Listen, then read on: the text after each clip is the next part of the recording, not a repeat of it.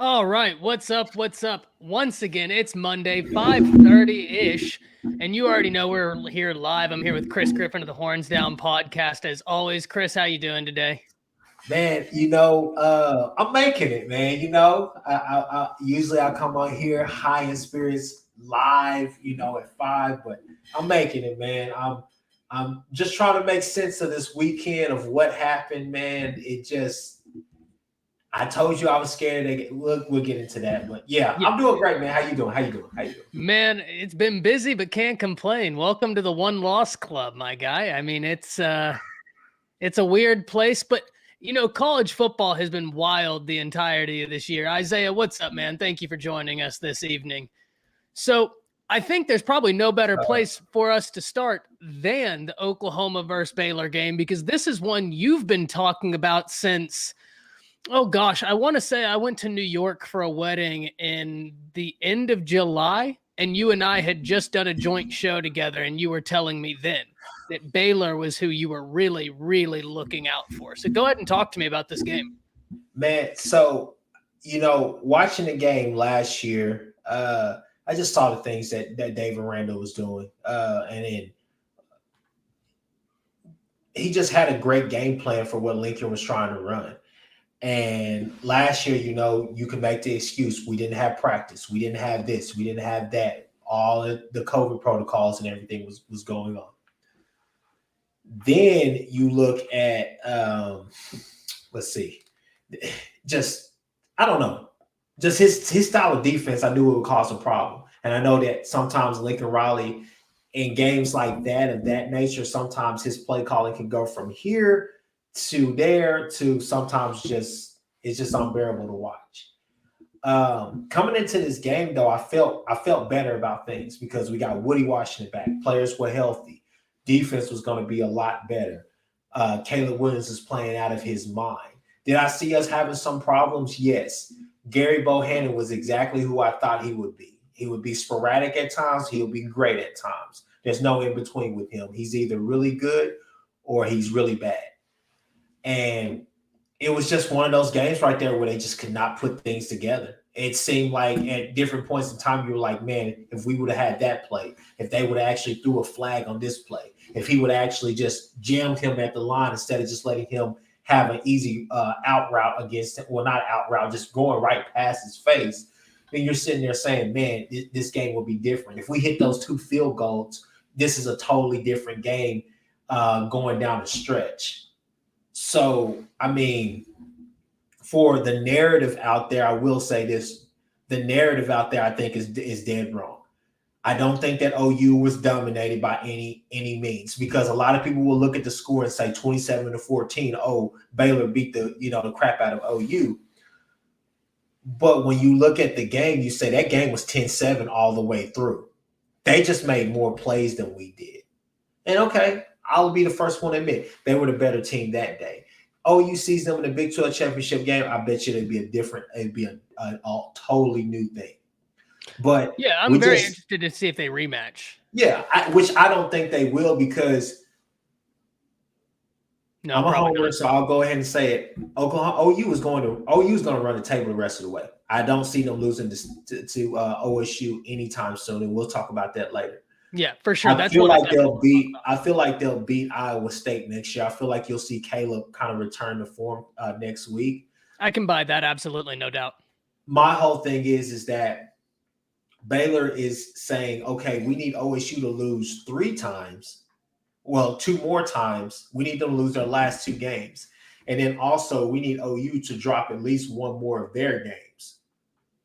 So with that being said, you got to win out if you're OU. But I mean, David Randa is he's almost. I mean, he's a defensive genius. I'll give him that. I mean, He's he had amazing. every counter that he needed to make. He made a counter to it. But you're just looking at that OU defense, and you're saying, hey, you guys actually played well that game. For the majority of that game, you guys played well. Offensively, we did not hold up the bar. We did not hold up our side of our end of the deal. And it just showed that, man, this offense can be so great at times, but still could be so bad at times as well. And I don't think we're a year away. I don't think any of that. It's just the fact that, man, we just didn't get the job done. But if you want to talk in let's see what he's saying. Yeah, I get that. I like that point, but let's just be specific. And I'll, since you're kind of the quarterback guru on Mondays, I'll let you do that. But defensively, man, you're looking at them and you're saying, hey, you guys got stops, you guys got turnovers, key turnovers in game where they were making long drives. You did what you needed to do. It's just a little bit more effort, a little bit more attention to detail. There's no reason that on the first play of the first 3 drives in the third quarter that you're letting Gary Bohannon have quarterback blast runs that are running for freaking 18, 25, 30 yards. There's no excuse for that.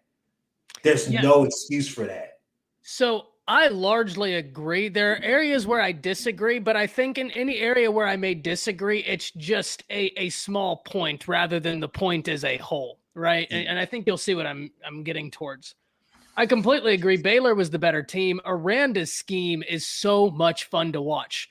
I love defense. It's one of the big reasons, right? I've always loved watching the SEC. Love watching that hard-nosed defense, and Aranda has just been so much fun always. So it's awesome to see the success he's having at Baylor, especially as quickly as he's having it. That was a program that I think a lot of people thought that if he was even able to get them to where he is now, it would take 3-4 years. But we're seeing that they're doing very well. The portal is really awesome for teams such as Baylor. Michigan State is cashing in on that right now. Isaiah Mendoza, by the way, bro, thank you for the $4.99. Really appreciate that. Once again, thank you for stopping by with us tonight. But, the interesting thing is I know you said that you talked about how you put this more on the offense. And I definitely do put this more on the offense, but I can't absolve the defense. And it's for a lot of what Baylor players after the game were being interviewed, and they were talking about, when did you feel like this game flipped? Like when you felt like they just didn't want to be out there anymore. And they said around the third quarter is when they just felt like Oklahoma's defense didn't even want to be out there anymore. They weren't hitting the gaps the way they were to begin with. Now, in fairness, if you're a defense and your offense isn't letting you stay on the sideline to rest, it's only a matter of time before that does happen. So I don't put much blame on the defense. Don't get me wrong. But I think OU's played with fire all year long, and it finally came back to bite them. And I get that. But I call bull crap on that stuff that Baylor players are talking about. Okay. That's fair. Okay. I call bull crap on that right there. You guys made a couple of more plays than we did, and you guys were always in better field position than what we were. When you look at Caleb Williams, I'm not even going to talk about the hand thing. There's no excuse for that. He missed some passes.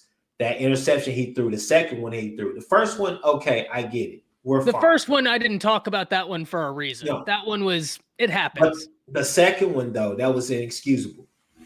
But then I don't think it was a thing about being physical or whatnot. I don't think it was a thing about being wore down. I just think it was just a fact that you guys kept. When you look at what Baylor's offense was doing, and they're talking about they're not hitting these gaps and all the rest of the stuff, Baylor did not run any. They 60% of the plays that they ran, I swear to God, I thought that they were Tulane out there. It's a bunch of gadget plays. Okay, I'm right on the center, then I'm going to do a jet sweep.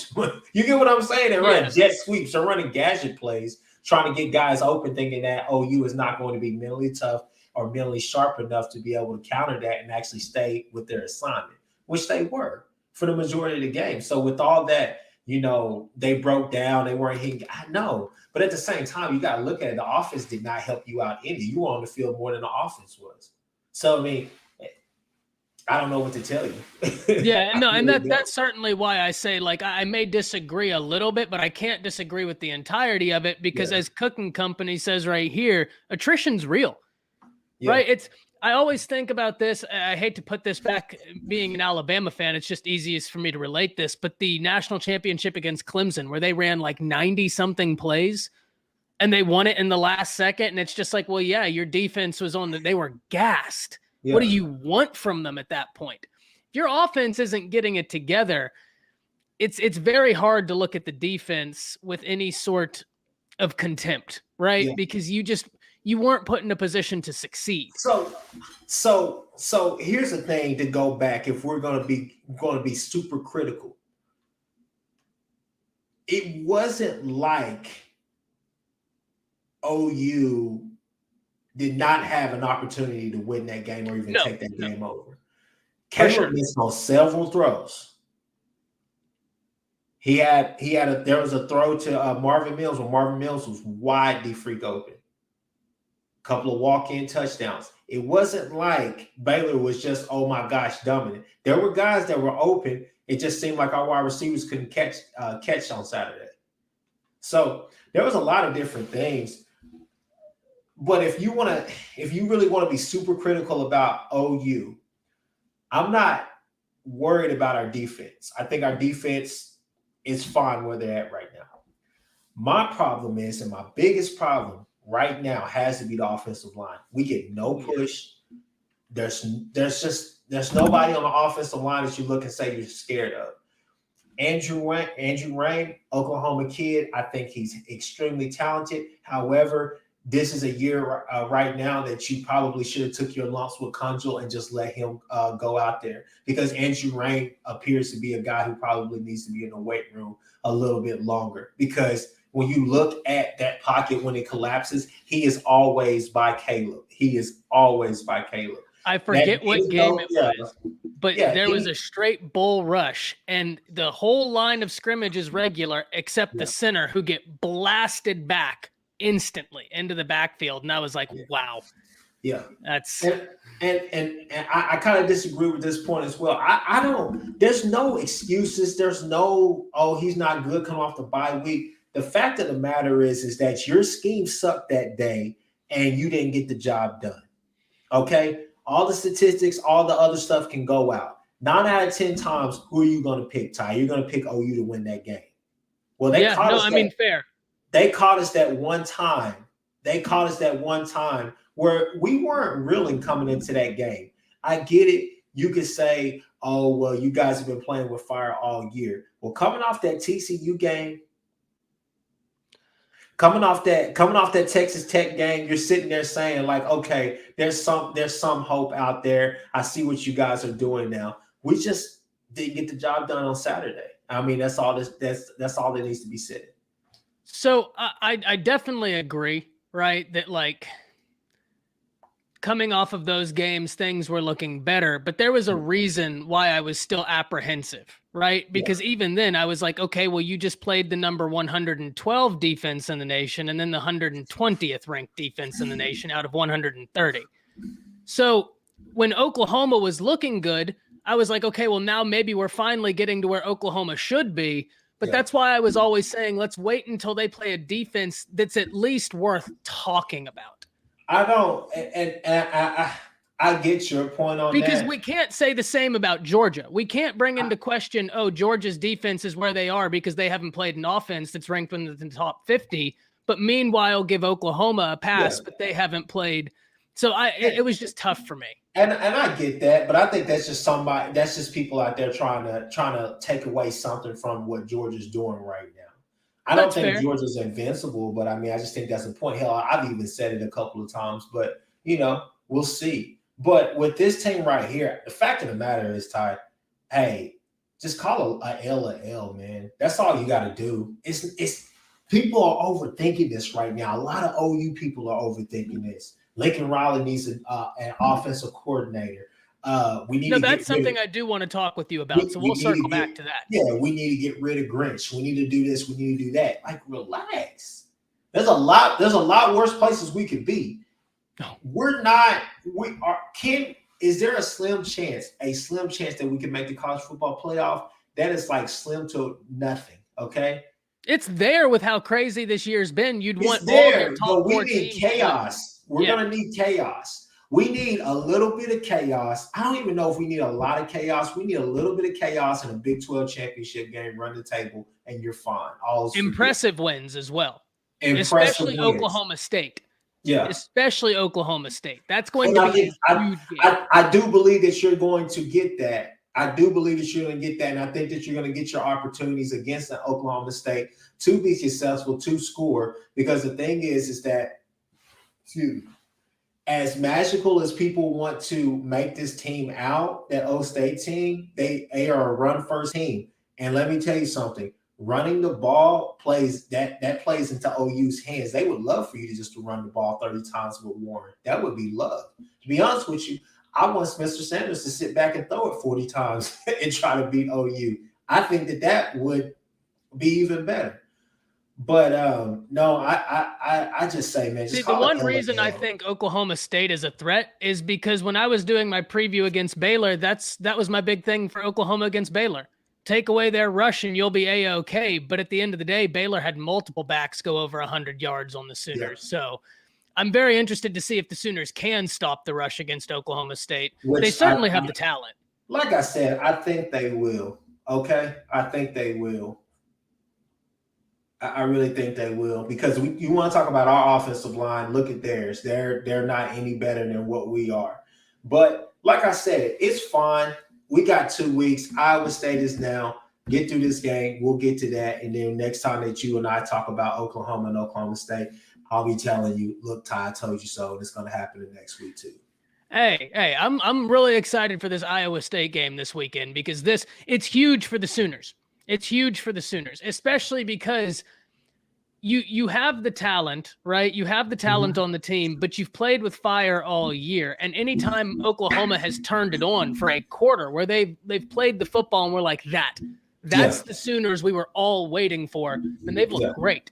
So can we get that Sooners coming off of a loss? Because unfortunately in life, a lot of the times we don't take our present circumstances completely serious until adversity hits us. Yeah, and that's the sad part. I mean, going into a season as an OU fan, going into any season as an OU fan, you're always looking at the schedule and saying, which game is it going to be? Is it going to be K-State? Is it going to be Iowa State? Is it going to be Baylor? What game is it going to be that we lose this year?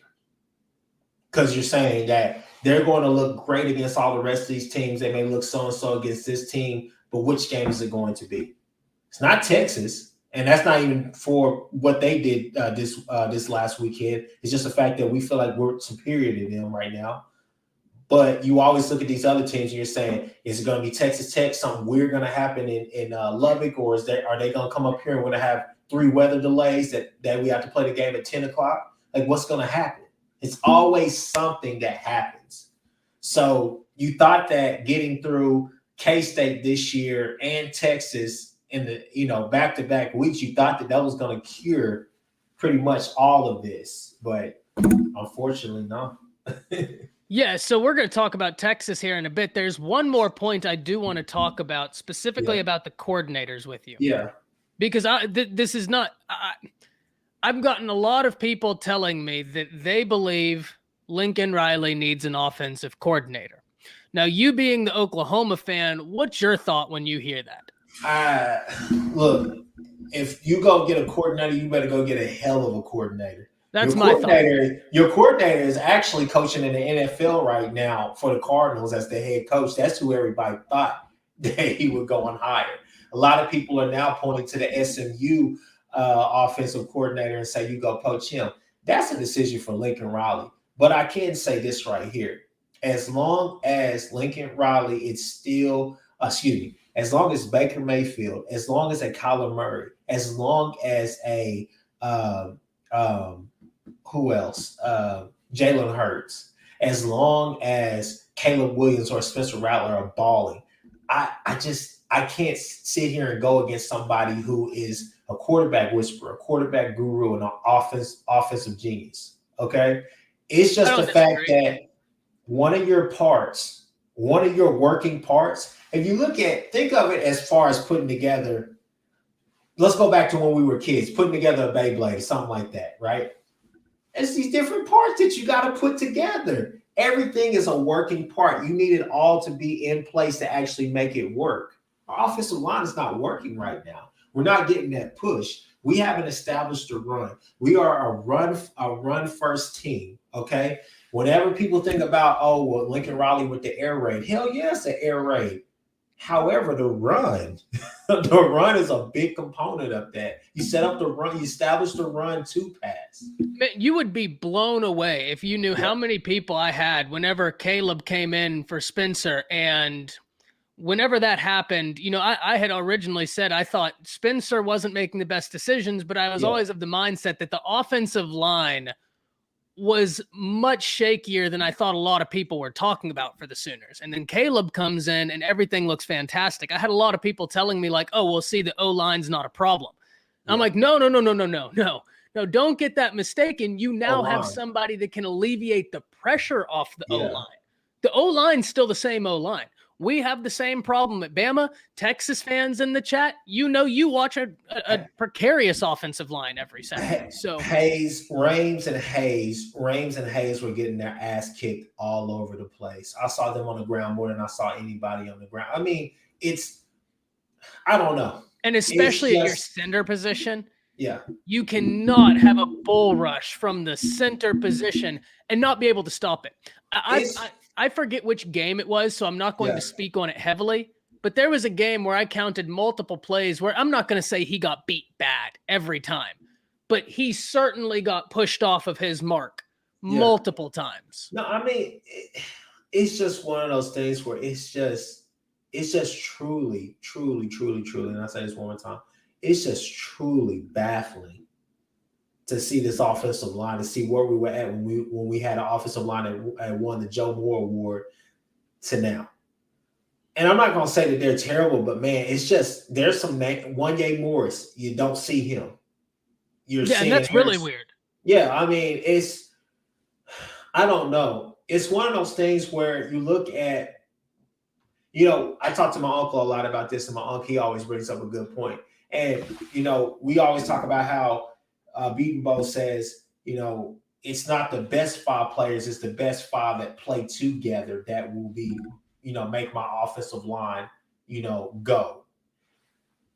But it always takes us about 4 to 5 games into the season just to know who the hell those 5 guys are going to be consistently. That's offensive line, man. Yeah, and I know it's offensive line, but sheesh, man, you got to have some idea of who you could literally trust out there the entire time. But man, I mean, for as much talent as we have over there, I'm like, hell, Savion Byrd, I think Colin Montgomery, there's names over there. I'm just like, hell, if this kid can't do it, give this kid a try, please, because I don't know what else to tell you. I need some nasty hog mollies up front that will push people out of the way so Kennedy Brooks can get loose. To be honest with you, I don't know. I go back and forth because I don't know. Is it Eric Gray is a subpar running back, or is he only subpar because our offensive line seems to be this bad? Well, look, and I think you're a perfect person to ask this question to because you're a big Spencer fan. Was it that Spencer regressed that much over the course of an offseason? Or was it that he just simply didn't have the offensive line he needed? I think both questions can be answered the same. I think that it was, I would say it's probably about 60-40. Spencer was deep in his own head, and then no doubt. That's not to absolve Spencer. Yeah, he was 60% of it was his fault as far as him not being just mentally prepared to get all that stuff out. It's so interesting. And one of the things, Weston asked this, we're going to talk about this and then move on to Texas. He asked, I'm not going to say, you shouldn't be in the playoff because losers say that. I get that. Advocate for your team by all means. But what would we get ran out of the arena by Georgia? In present capacity, I'm going to say you wouldn't stand a good chance because of exactly what we're just saying. We're talking about a member of your offensive line getting blown off the ball, and now you're going to put them against Jordan Davis? You're going to put him against Jordan Davis? Oh, he's going to have a day. So here's the thing about that game right there. So here's what I have to say. We don't know. Your adrenaline no, for sure. Popcorn smells out there. Now here's what I'm gonna say. Okay, I'm not gonna be a homer with this. Do I think that we can beat Georgia? Hell yes. I think we have the athletes and then we have the players. the problem with Georgia is that those mother effers keep coming. They keep coming. And they're demented. Yeah, Tennessee, and I'll give Tennessee credit for what they did. Tennessee was able to keep that game close for longer than what people thought. It's just the fact that your defense they just wear and tear on that defense. They have a huge backfield. Stetson Bennett, I don't think he's the answer, but hell, I don't think that what's the other guy's name? JT Daniels. Yeah, JT Daniels. I don't think he's the answer either, but they get the job done, so you can't go against them. But they give you opportunities to make it a game. It just takes a team to actually capitalize. But as long as Lincoln Riley is standing on that sideline, I give us a puncher's chance in the game. I really do. I don't see any reason why there's anything wrong with that statement. I mean, Lincoln Riley is a great offensive mind. He's had great games. He's earned that, no doubt about it. I think I just look at it from strength versus weakness perspective. What maybe the weakest aspect of your team would be going up against what is the best aspect of Georgia. Yeah. Right. And like, that's just tough, right? Yeah. I mean, tough. And yeah, like Roberto says, the reason Caleb is starting is because he's mobile, right? And like, that is a reason Caleb is starting. That's certainly a very large reason Caleb is starting. But yeah. Let me kill that narrative, and then we can go on and do whatever you want to. But let me kill this narrative right here. Listen, guys. For any of the small crowd in the back that are saying, "Oh well, he faced a really good defense, so we saw who he was." That kid is a star. That kid was born a star. Caleb Williams. Oh, Kirk said it. Caleb Williams will be the face of college football for the next just a freshman. 2 years. Yeah, he's just a freshman. Yeah. So that's anybody talking about Caleb is talking about the wrong conversation. Yeah, and I say the same thing about Lincoln Riley as well. Granted, yeah, there are games where I question his play calling. There are drives where I'm like, why didn't we pass that drive? There are some drives where I say, why didn't we run that drive? But at the end of the day, it's funny because, my girlfriend, she said, "Babe, it's okay. No, you're an OSU fan. You don't understand this. You guys have never won anything in your life." Yeah. Then she says, "But it's okay. You're gonna be fine." And then she asked me later that night, she's like, "How do you feel right now?" I said, "I feel like Texas."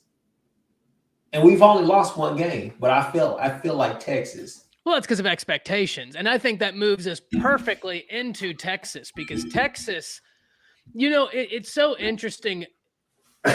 When they went to play Iowa State, I made a video talking about, look, why do you play the game? Because when you get into this point of the season where you have multiple losses and the season isn't going the way you want, football is a dangerous game. We can talk casually about this, but this is a physical game. Why are you stepping out onto that field if your season is effectively over? And it better be for pride. But after the Iowa State loss and moving into Kansas, I don't even know that the Longhorns are playing for that anymore. And poor Sark, there's nothing he can do if the team has lost the ability to play with pride. That is a point. And I'm not saying he's absolved from them losing that. I'm just saying it's the point of no return. Did you see what Sark said today when he was talking about? He said like 33 new scholars. I was like, "Sheesh." Yeah, call it LL, call a spade, baby. I was like, he's talking right now. Texas has a lot of problems right now, and I find it hard talking about this because it's one of those things where I was excited to see what Steve Sarkisian could do. And I was certainly wrong about where they would be year one. I thought they'd be better than they are now. I thought they'd be more competitive, but I was wrong about Steve Sarkisian. He's a brilliant play caller. Doesn't look like, at least this year, he's the greatest CEO, right? Yeah. One of the things Texas Homer told me about that was always kind of strange, and even he found it strange, he hired his whole staff and then hired his defensive coordinator last, which was kind of a very strange thing to do, right? Like when you talk about the order of operations, it's just not normal. But the Texas Longhorns are in a position now where you almost need a complete rebuild from a culture standpoint, just almost ripping out the infrastructure and starting anew. Luckily, they have a astronomical budget. They have an astronomical ability to market themselves, but we're looking at a complete rebuild. I don't think people realized how devout that team was. Ty, I'm gonna have to cut you off right there, man. You got to throw all that stuff out. Why is that? Promoting and all the rest of that stuff and everything. They need to shut down their Twitter account, Instagram account, YouTube page, everything. They need to just come in and let's just get it between the lines, because Texas has been trash, but they are a dumpster fire right now. Yeah, it's really bad. You keep playing around with Casey Thompson, and like I said, Casey Thompson is not the problem. Okay, this is a Sooner fan here talking about that. Okay, Casey Thompson is not the problem. The problem is that the fan base and whoever is, the boosters or whoever you want to call it, somebody's in Sark's ear. I don't think it's just Sark in his own head saying, I got to play Hudson Card too. Hudson Card's not the answer, but Casey Thompson's not the problem. They're playing with that boy. If you ask me, Casey Thompson needs to transfer. God forbid that anything happens to Bijan, but it did. I've been saying it for the longest, and Ty, I think you've heard me say it too. They work that kid. That kid, he's going to be out there. You may not look at his, you don't have to look at how many carries he has a game, but look at the snaps that he's playing. I mean, that kid is all over the field. And I get it. You want to use your Army Swiss knife. You want to use your best weapon. But my goodness, you saw what just happened to him. This is 2 years in a row where he's taking awkward hits. He's landing awkwardly. And he's getting somewhat injured and having to sit out games. That kid is broken. And I mean, you look at Bijan and you say, hell, it might be worth going back to Arizona and going to play for Arizona State opposed to coming back for Texas. You don't know what that offensive line is going to be like next year.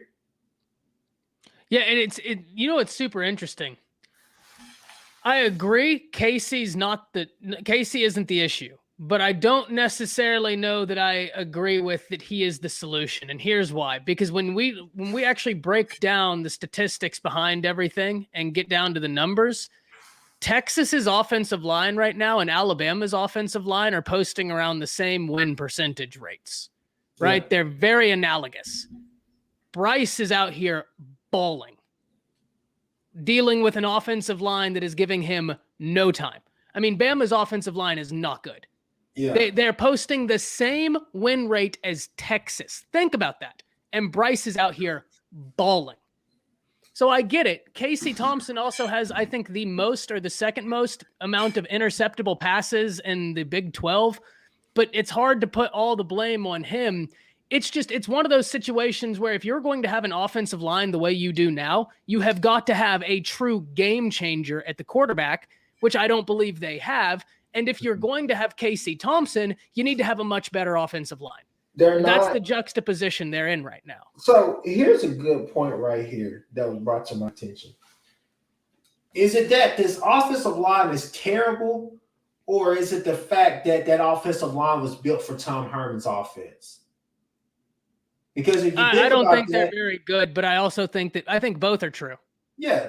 Both are true. That offensive line was not made for a team that was going to pass it 30, 40 times a game. That team was made for, let's be a hard-nosed team. We'll control passing game. We're going to run this ball and establish that. And we're going to, get off our blocks and go knock somebody off their ass. I mean, that's the way I see it with that power spread game that Herman had.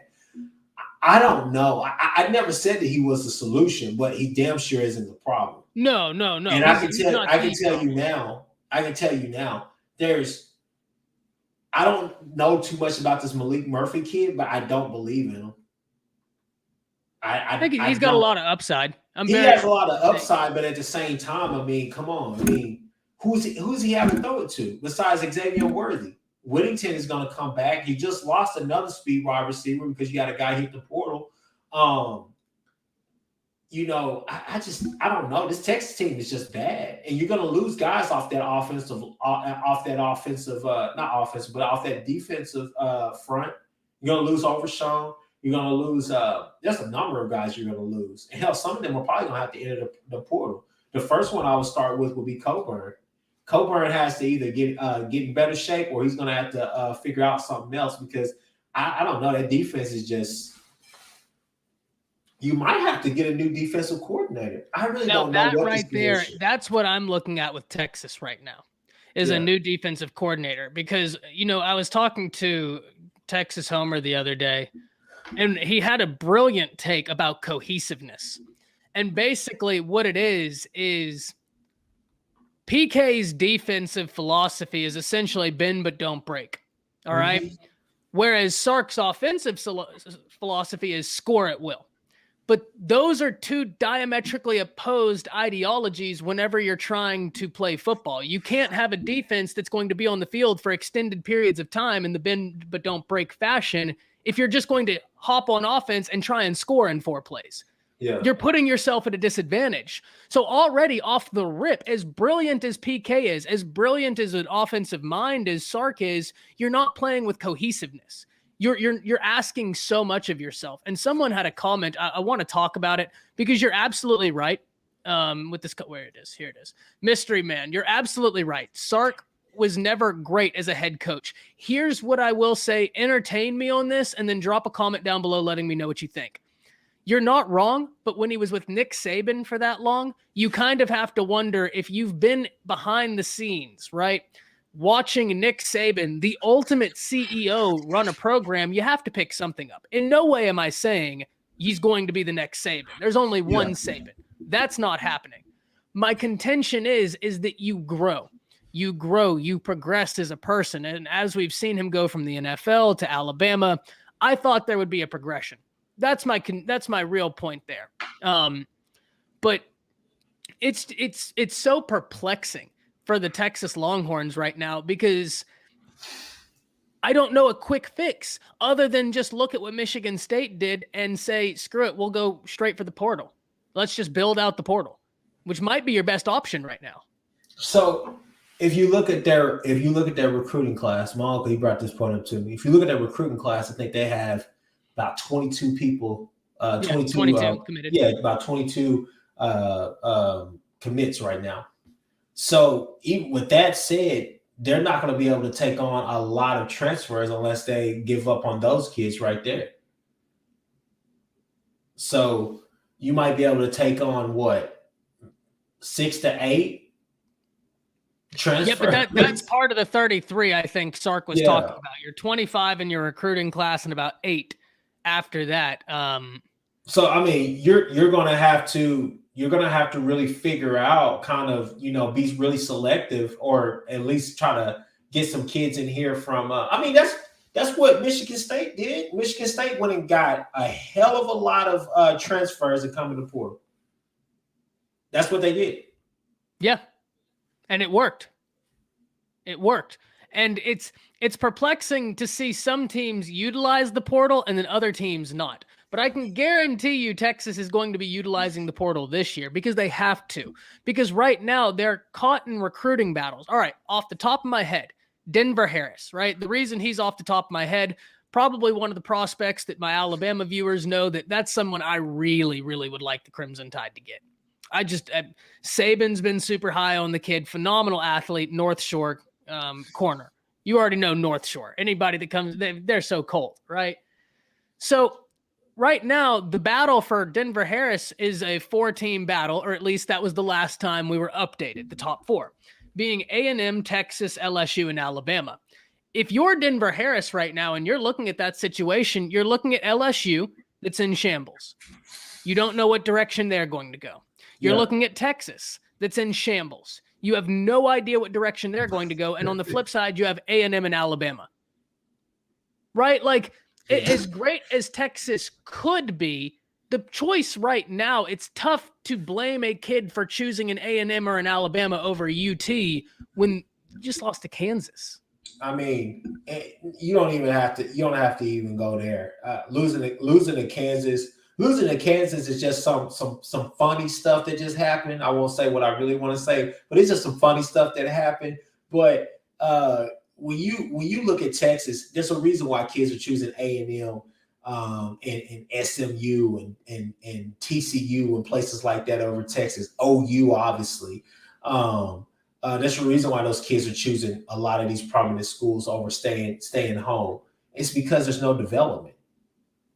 There's no development. Look, the development at Texas has been really, really down. Latrell McCutcheon's from Austin. He said, no, nobody want to go to Texas. They don't develop you. They don't do that. And I know people say, oh, well, what does OU do? But you look at the track record and say, well, OU's starting to come alive again, at least put talent in the NFL. You're looking at Texas and saying, man, you have no draft picks to show. When I looked at the Sooners in the NFL opposed to Longhorns in the NFL, Sooners NFL took up at least 5 minutes. When you look at Longhorns in the NFL, you're like, oh, okay, 30 seconds, that's cool. So you guys got 3 punters and a linebacker. So I'd like to answer this right here. He said, Denver is highly connected to Corey Raymond. Sounds like it's a Texas LSU battle. You're vastly underestimating Alabama. That's all I'm going to say. That's all I'm going to say. That's all. He does want to start, but he's also talked about playing for Nick Saban, and he said he's perfectly fine with waiting if it's for Nick Saban. I'm just going to say this. Saban is he a safety? And him are close. No, he's a corner. He's a corner. And this is somebody who Saban personally wants. Like, really personally wants. If y'all get Dominique Jackson, I'm just like, ooh, okay. Yeah, it could turn out Dominique Jackson, Earl Little Jr., Fegans, and if we could get Denver Harris, that'd be phenomenal. I mean, just unbelievable corner class. Then you look at 2023. I mean, the state of Alabama is just absolutely loaded in 2023 with talent.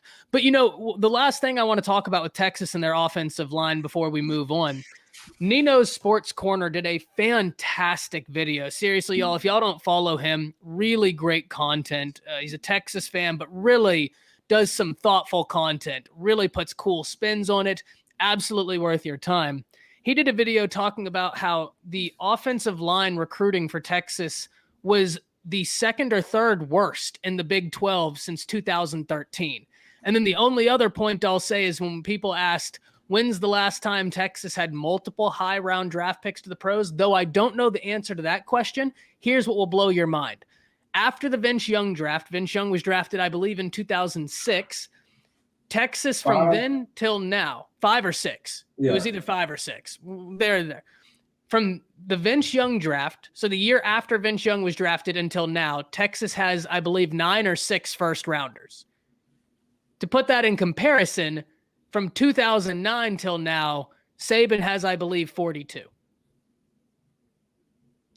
So the development has not been close by any stretch of the imagination. So it's going to be very interesting.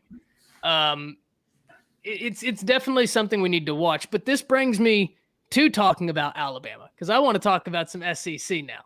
Because Alabama takes on Arkansas this weekend, and that's a game that they can't sleepwalk into. Oh my gosh, Alabama by 40 into that. But who's the next team you want to talk about? There's Arkansas. Hey. Arkansas is not going to pass the ball on Alabama. It's not going to be as if they go out there trying to run the ball 40 times like they've done against everybody else, it's not going to work. It's not going to work at all. Look, Arkansas is still a good defensive team. It's going to be a great test for this Alabama team, and it's one that they need to have, especially when so many questions have come out. It's great when you beat up on New Mexico State. That's fantastic. You should beat up on New Mexico State. Yeah, I was down 3-0 for a while there. Yeah, that was a really weird start.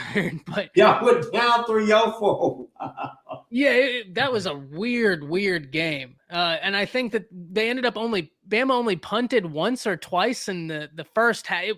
Very strange. But you came out flat against LSU. You answered the call against New Mexico State, and that's awesome. That's awesome. But now Arkansas is a team that is playing really passionate football.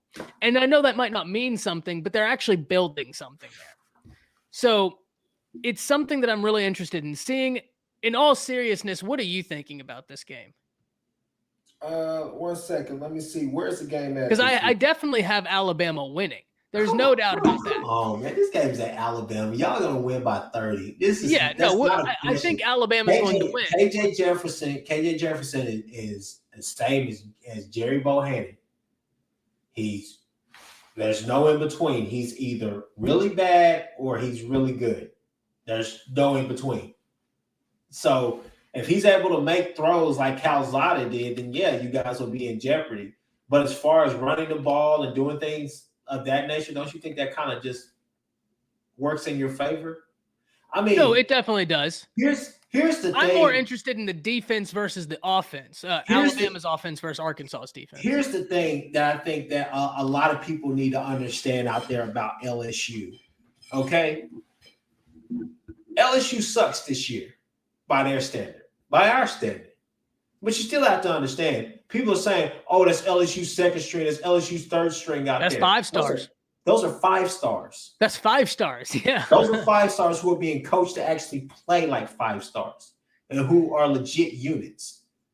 So calm down with all of that. You got to understand, players still going to make plays. Big time players make plays, okay?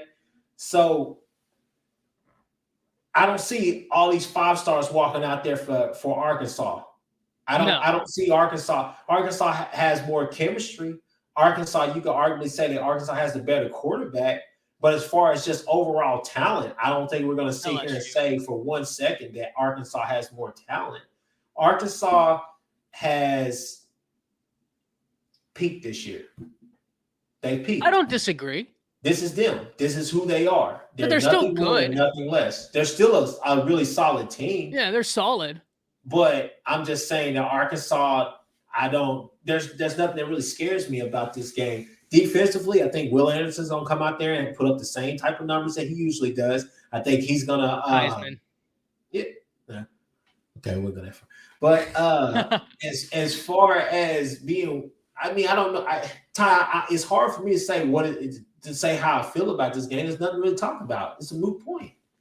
See, you just know me. I'm so into the thought process and the theory crafting behind schematics that I'm going to find something to talk about with any game, whether it's going to happen or not. I love schematics so much that I'm going to find something. There's no way that Brian Robinson rushes for less than 125 yards this game with that 3-man front. There's just no way.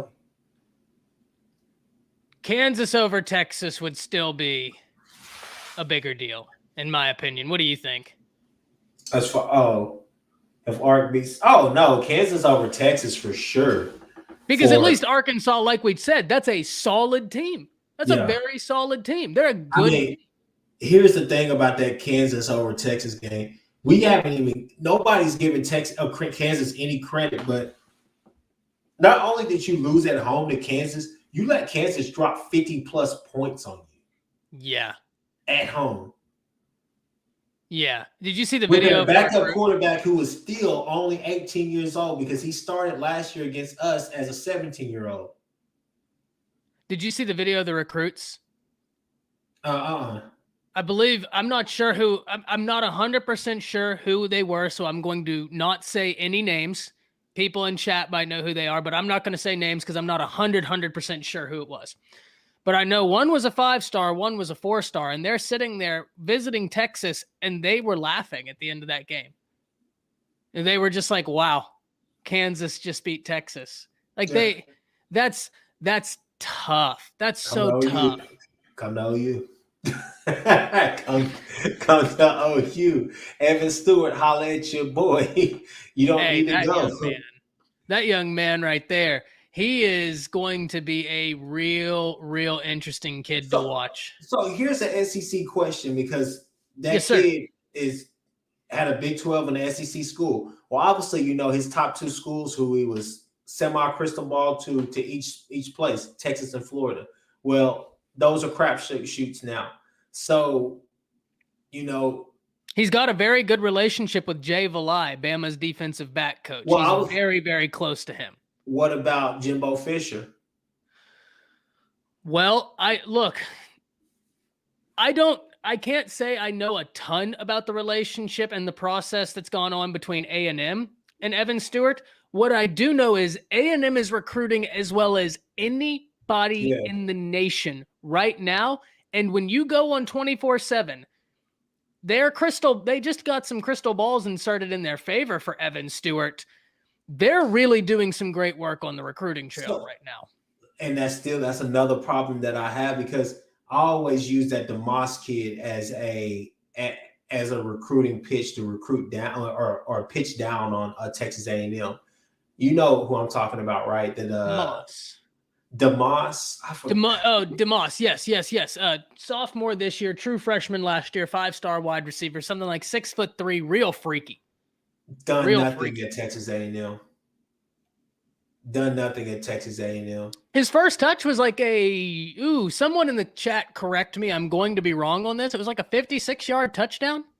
Yeah. I mean, granted, it came in year 2. It's been Lando. Thank you so much for stopping in. For those of you that don't know the Lando show, Landon does unbelievable content as it relates to the Dallas Cowboys and the Texas Longhorns. Absolutely worth your time checking it out. He's someone who will be on the live stream sooner rather than later. We've just been unable to get a time just completely concretely down, but he's someone who will be on here soon. Thank you so much for the donation, man. Thank you so much for stopping in here and staying and just hanging out. But y'all go check out his show for sure. Lando tweeted out that he was dead inside after this game here with Kansas. He's just a lost soul now, just wandering the planet. Hey, aren't we all? Look at us. Who'd have thought? Not me. You know what though? I want to. I already do want to talk about one thing, because it's about to get wild out here in the Big Ten. It's about to get wild out here in the Big Ten. I'm not sure who the Monday night game is. I know the Rams are playing. Lando will absolutely know. He's been doing killer NFL content here recently. If y'all like the Dallas Cowboys, go take a look at his show for real. But let's talk about the Big Ten before we wrap this up. The Big Ten is going to be an absolute cluster down the stretch. Ohio State has turned it on. You have Michigan State. What are you thinking in the Big Ten right now? I'm thinking that it sucks to be Michigan and Michigan State, because you know that neither one of those teams can beat Ohio State. I don't think so either, man. I just wanted to see if we were thinking the same thing. Yeah, I think that Michigan State comes to Ohio State this weekend, and I think that they're probably they're gonna get beaten. Then their college football playoff hopes are done. They're done. You for sure know that Michigan is going to.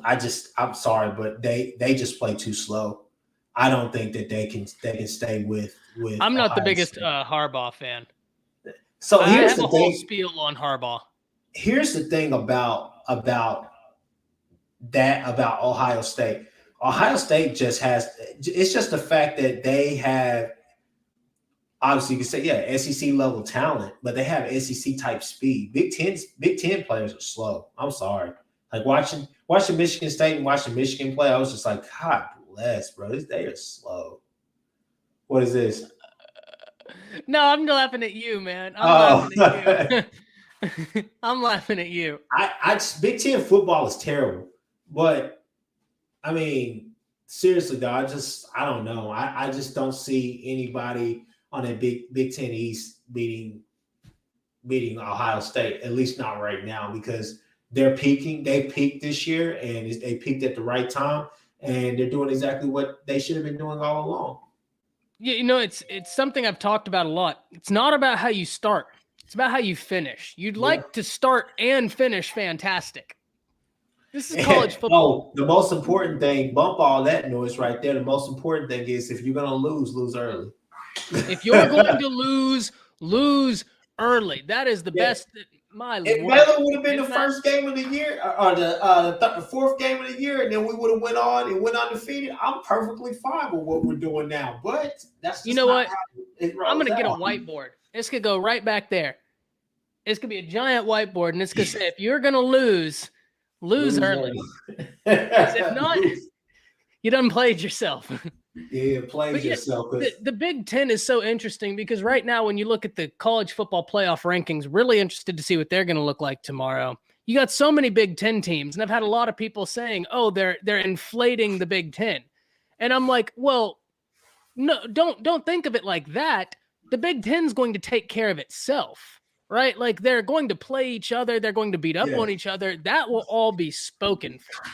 That will, well, I will add that to the board, Lando, because that probably is one that should be on there. Don't lose to Kansas. And don't lose to Kansas. At home. Yeah, that. Now, Bombs has an interesting point. I'm still interested in Oklahoma State, Ohio State's defense. I'm still interested to see their secondary in particular. I still think that's an area you can hurt them, but their offense has really come on through the latter portion of this year. They're going to be very interesting to watch. So here's the thing. Ohio State is almost like Georgia in a sense. There's not too many teams who can just keep that motor going. You look at Purdue and you're like, man, if Purdue would have played, if they would have had that game at Purdue, I would have gave them a better chance. But since the game was at the shoe, it's the afternoon game. Come on, man. Now, this is the guy I've been talking about, Texas Homer. Once again, if you love college football, right? I know I've been telling y'all to go follow a lot of different shows this evening, and I wouldn't lead you astray. The Lando Show, fantastic stuff. Horns Down Podcast, phenomenal. Texas Homer, fantastic. I don't know how many people in here watch Brett Coleman, does NFL content, really breaks down some really awesome videos on NFL. Texas Homer styles his video a lot like that, is absolutely doing some cutting-edge stuff in the college football sphere on YouTube, and he's absolutely worth your time. So go over to his channel, whether you're a Texas fan or not. If you love learning about football, that's a must follow on your college football repertoire. That's a must listen to. So go ahead and do that. You know, the last thing I want to talk about before we get out of here, you kind of scoffed at it earlier. So why not Will Anderson for Heisman? Why not? Defensive players don't win Heismans. I know, man. It hurts me. God bless. That's great. God bless. Yeah. So are you going to tell me storytelling on Homer? Absolutely. So are you going to tell me that Will Anderson deserves to win the Heisman and Manti Te'o didn't deserve to win the Heisman that year that he played? I'd have to go back and look at Manti Te'o. This is the one thing I will say. Right now, Will Anderson has 12 and a half sacks. He leads the nation in quarterback hurries. He leads the nation in tackles for loss. Now, Ty, that was a joke. No, for sure. But you know when me. When it comes to Bama, you're just as bad as I am when it comes to. Well, no, I'm not saying he should win the Heisman. My only point is what Will Anderson is doing right now is unbelievable. It's next to impossible for a defensive player to win the Heisman. We all know this, right? We all know this. I think Alpha Dog points it out. The one person, Sue, was flat out robbed of the Heisman. He should have gotten it. Who won it that year? Wasn't it? It wasn't Tebow, was it? Or was that the year after? I think it may have been Tebow, honestly. Was that the Tebow year or was that the year after? Oh, well. Someone said Te'o lost the Heisman due to a tech. That's messed up, man. You let that imaginary girlfriend be. She's out there trying to live her best life. And you're over here trying to invoke her spirit. No. No. But in serious note, I am interested in hearing who your favorite for the Heisman Trophy is right now. My favorite? Yeah. Man, after this weekend,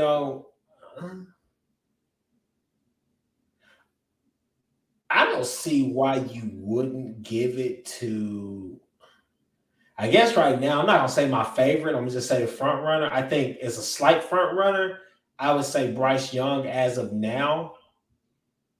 I still think that you need to see exactly what Caleb and how Caleb's going to respond these next couple of weeks. And I think you also need to see what CJ Stroud's going to do in these next couple of weeks. Because now Stroud is one.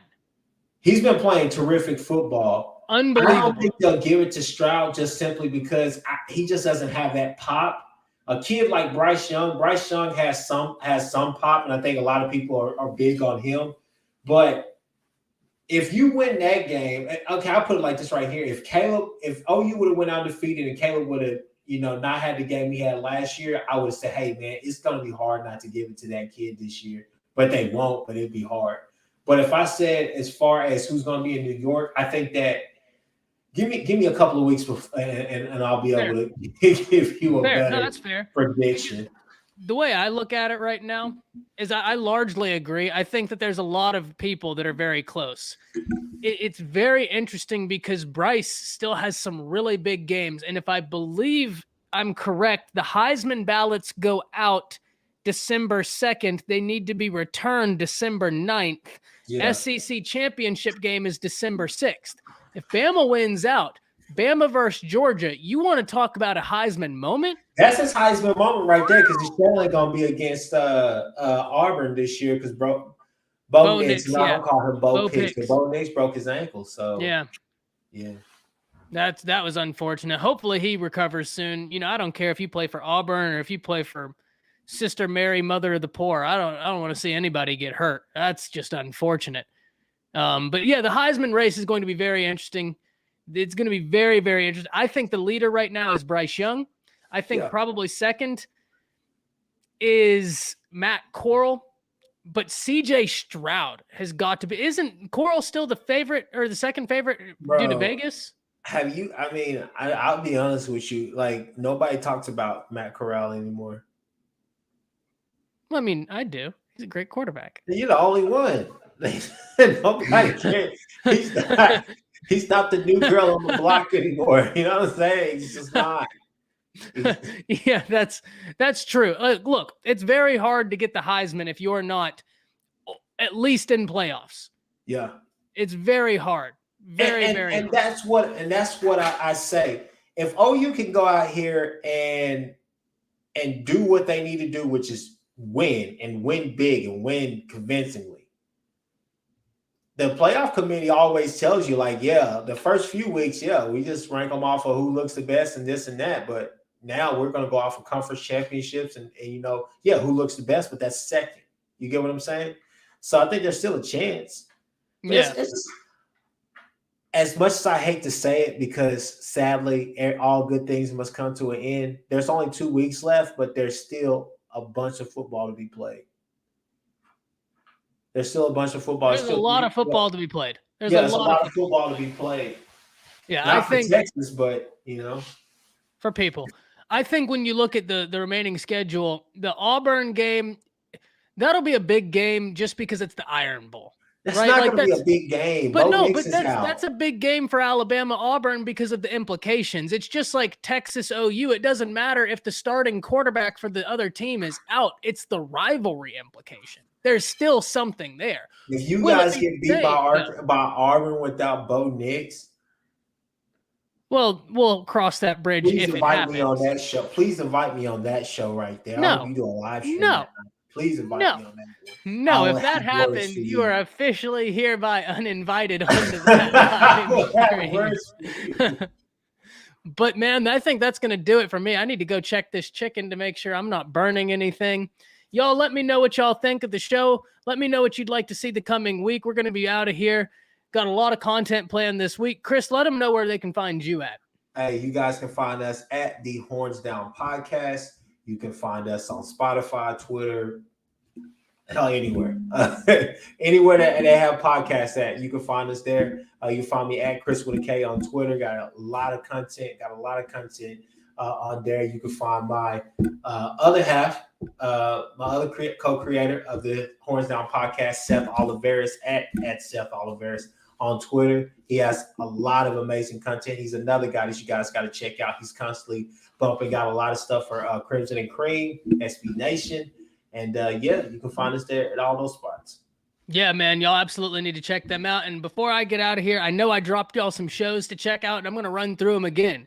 Nino's Sports Corner, Texas content creator, fantastic at what he does, really thoughtful content, and the way he goes about evaluating things. He gives alternate looks, which can really help the viewer come to alternate conclusions and a better way of understanding the information being presented in front of you on a week-to-week basis. The Lando Show, another Texas Longhorns content creator, but also Dallas Cowboys, fantastic content across the board. He does a lot of stuff like me, a lot of the talk style videos, and is absolutely killing it in that regard. Recently just got a big move up in some work with with evaluating Dallas Cowboys content. So I'm really excited to see where he goes for there, because sky's the limit. And Texas Homer, if y'all like docu-style content, that is a must subscribe, no matter whether you're a Texas fan or not. It is really intriguing content. All guys worth your time, worth watching. But that's going to do it for us. We'll see you next Monday, and that's it. See ya. All right.